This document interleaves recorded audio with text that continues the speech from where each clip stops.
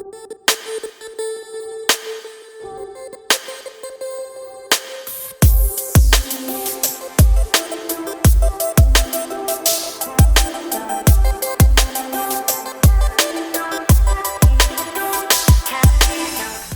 what is up guys, this is Jacko and today we're gonna try to customize this camera.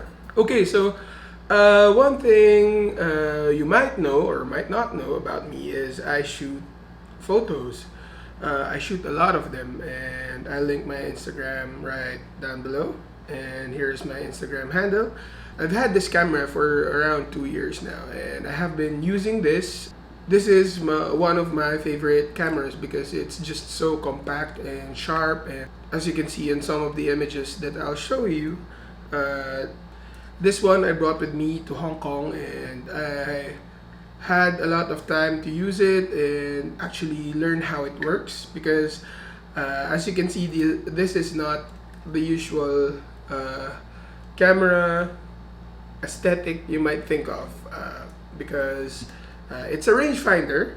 The viewfinder is directly connected to this window and it's not seeing through the lens. So it's a different way of shooting photos, and it's just a refreshing approach to shooting photos than what I normally did use before, like an SLR. This camera is around 60 years old right now, I think, or 50. It was from 1964. It is the version 3 of this make of the camera, and it's a Canon.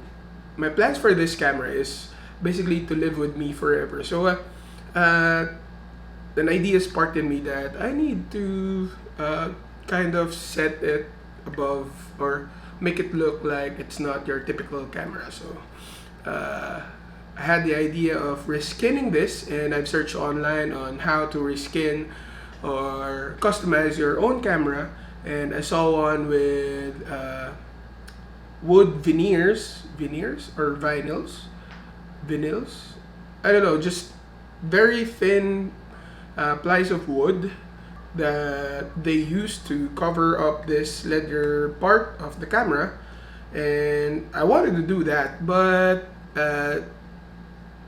just to my luck, I don't have anywhere here in the Philippines to get that sort of stuff. So I haven't found any vendors or suppliers that can get me some of that wood veneers. So today we're settling on leather, which is what this actually uses. Well, leather is very pliable, so I hope this one would be a much easier task than me using wood veneers. Okay, so let's do this.